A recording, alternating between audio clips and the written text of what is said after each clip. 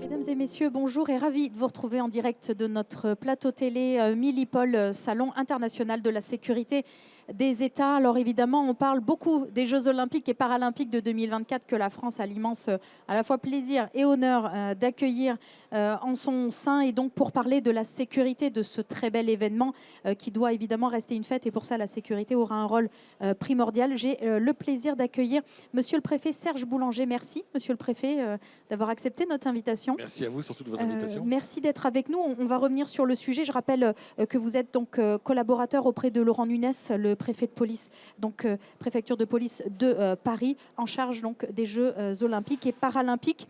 Monsieur le préfet, est-ce qu'on peut revenir sur les principales menaces aujourd'hui que vous avez identifiées et donc évidemment auxquelles l'ensemble des acteurs se préparent dans le cadre de cet événement planétaire? Alors ces menaces, forcément, elles sont de nature différente. Je les classe dans deux grandes familles, la partie sécurité civile d'une part et la partie ordre public. Sur la partie ordre public, dans le contexte international que nous connaissons actuellement, bien évidemment, nous vient immédiatement à l'esprit la problématique du terrorisme, l'action qui pourrait à distance être organisée, comme nous avons eu malheureusement à connaître en 2013, qui est organisée depuis l'extérieur et qui vient être opérée sur le territoire français. Mais ça peut aussi être une menace d'ordre individuel.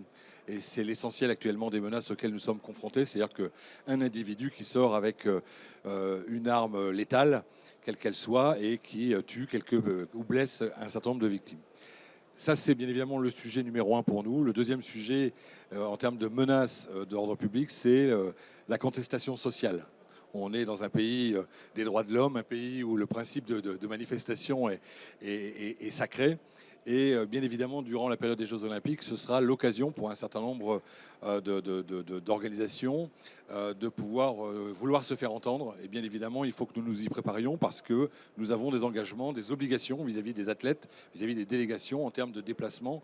Et donc cet impératif s'impose à nous, mais nous le prenons bien évidemment très au sérieux. Le deuxième type de menace est une menace qui est de l'ordre de sécurité civile, qui ferait appel davantage aux sapeurs-pompiers, au personnel de secours, secouristes et autres. C'est bien évidemment, ça se passe de juillet à septembre, les Paralympiques.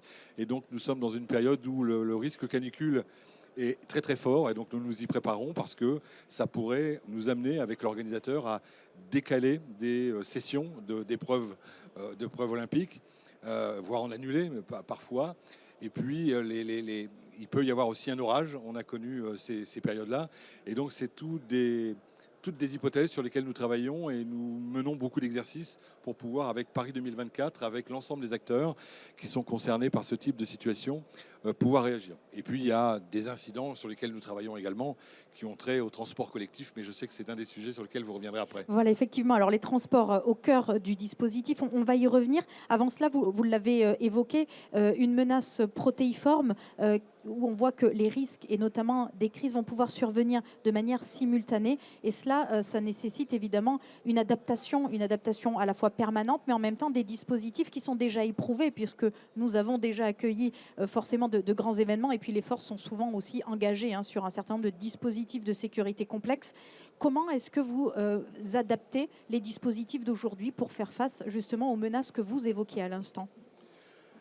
Alors, comme vous le rappelez, nous avons, puisque c'est parfois un sujet qui est évoqué dans la presse sur la capacité de la France à organiser les Jeux Olympiques, nous avons en même temps fait la Coupe du Monde de rugby, 4e ou 5e événement mondial. Nous avons en même temps accueilli Sa Sainteté le Pape à Marseille.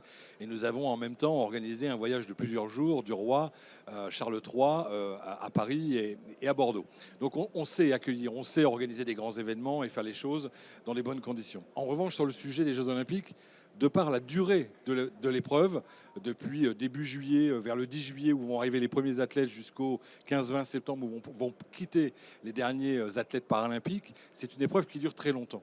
Et ça veut dire que sur ce sujet, sur cet enjeu de durée, il nous faut mobiliser toutes les énergies, toutes les compétences, et c'est ainsi que nous allons travailler avec l'ensemble des polices municipales sur la sécurité privée, ce qui est un enjeu majeur pour nous, pour la sécurisation avec Paris 2024, mais ce sont aussi le GIGN, le RAID, la BRI qui vont travailler quasiment tous les jours, tous ensemble, alors même qu'on les voit intervenir séparément et que chacun normalement a entre guillemets sa ligne d'eau. Nous allons avoir tous ces acteurs mobilisés en même temps. Et nous allons avoir les militaires. Les militaires, ce n'est plus aujourd'hui confidentiel. Enfin, les militaires vont prendre une part importante dans le dispositif, notamment par la sécurisation des bateaux en amont de la cérémonie sur le secteur d'Ivry-Charenton, mais également avec une très forte présence type Sentinelle, comme on le connaît aujourd'hui, mais dans un dispositif renforcé, aux abords des sites olympiques, d'une part, mais également quand on est à Paris, c'est les sites touristiques, les lieux de transport collectif, les aéroports, etc. Et nous avons une mobilisation qui atteindra des volumes sans précédent. Et vous parliez justement de tous ces acteurs de la sécurité, à la fois publics et privés. Vous l'avez souligné, hein, le secteur de la sécurité privée va évidemment être impliqué. Il y a évidemment des questions de ressources humaines parce que on sait que le déploiement, et vous l'avez souligné, va être massif. Les autres missions vont continuer et donc il va falloir effectivement gérer cet équilibre qui va être nécessaire pour une sécurité globale sur le territoire. Comment vous adressez cette coopération avec les différentes forces de sécurité ? Alors d'abord, il y a l'effet JO. L'effet Jeux Olympiques fait que dès lors qu'on parle des Jeux Olympiques, on a une mobilisation, une adhésion qui est spontanée de la part de l'ensemble des acteurs. Mais ça veut dire que nous travaillons énormément avec tous ces acteurs mobilisés sur la base d'exercices d'entraînement, des exercices en salle, des exercices sur le terrain. Nous avons la semaine prochaine un exercice dans la Seine-et-Marne qui simule un incident d'effondrement de tribune qui va mobiliser un certain nombre d'acteurs. Mais ça veut dire que c'est l'entraînement au quotidien. Et j'évoquais la BRI, le GIGN et le RAID. Ce sont trois services certes différents, mais qui travaillent, qui ont les mêmes techniques d'intervention, qui ont les mêmes formations et qui ont la même foi. Et donc, ce qui compte pour nous, c'est de pouvoir, le plus en amont possible, selon un calendrier très contraint, nous entraîner à un maximum des hypothèses de faits qui relèvent du prévisible. Voilà, c'est des transports à des incidents, à des problèmes de canicule et autre chose. Nous nous entraînons et toutes les semaines, nous avons un exercice aujourd'hui qui implique tous les acteurs, y compris l'organisateur Paris 2024, qui est aujourd'hui acteur de tous nos exercices. Vous avez parlé du transport. Revenons-y, monsieur le préfet, parce que c'est évidemment un sujet qui va intéresser ceux qui vont venir assister à cet événement planétaire, vous l'avez évoqué, qui intéresse aussi les résidents, les Parisiens qui vont être dans les zones ou à proximité de ces zones olympiques, puisque les Jeux sont dans la ville, et c'est la particularité des Jeux de Paris 2024. Comment est-ce que vous allez vous adresser à ces citoyens, à ces résidents, aux chefs d'entreprise pour leur communiquer des informations, pour qu'ils se préparent, qu'ils anticipent, parce qu'évidemment, les bouleversements vont être nombreux. Alors effectivement, vous l'avez rappelé, l'ambition du dossier français, et c'est sûrement ce qui a contribué largement à être retenu, c'est les Jeux Olympiques dans la ville. Parce que ça va être une occasion sans précédent de valoriser dans le monde entier, avec des milliards de spectateurs, notre patrimoine national et de notre savoir-faire, etc. Mais ça a son lot de contraintes, et vous l'évoquez, parce que lorsque nous allons avoir en Île-de-France et Paris tout particulièrement, plusieurs sites activés en même temps, ça va générer inévitablement un certain nombre de contraintes de déplacement. Nous avons trois sous-ensembles. Nous avons les touristes, ceux qui vont venir participer aux Jeux Olympiques. Nous avons les résidents, ceux qui habitent en Île-de-France et qui travaillent en Île-de-France. Et nous avons les professionnels, les commerçants, les entreprises, etc. Ce sont à ces trois publics-là vers lesquels nous travaillons. Et dans les jours qui viennent, le préfet de police communiquera avec l'ensemble des acteurs de la presse pour pouvoir annoncer les choses, c'est-à-dire des phases de montage, des déroulements des épreuves sur route, des dispositifs mis en place autour de chacun des sites olympiques avec des dispositifs de sécurité qui sont nécessaires par rapport à l'événement et les risques qui peuvent entourer un tel événement.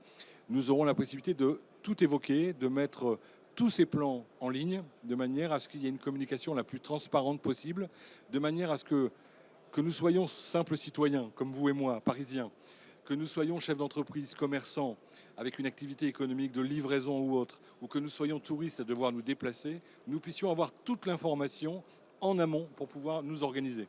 Voilà, il y a la possibilité aussi de travailler avec les entreprises sur le télétravail pour réduire le flux, ce qui s'appelle le TDM, le Travel Demand Management, pour pouvoir essayer de réduire un peu le flux, mais nous avons aussi à travailler, nous sommes en train d'y réfléchir, à une application qui permettrait de donner toute l'information en amont, de manière à pouvoir 24 heures, 48 heures, 72 heures avant, préparer ces déplacements de manière à ne pas se retrouver dans un secteur parisien ou proche de la banlieue parisienne dans lequel on ne pourrait pas circuler. Mais nous réussirons à trouver des solutions de manière à rendre compatibles ces exigences de sécurité. Monsieur le préfet, merci d'avoir été avec nous. Merci d'avoir répondu à mes questions. Merci à vous de nous avoir suivis. Bien sûr, restez connectés. L'actualité en direct de Millipol continue.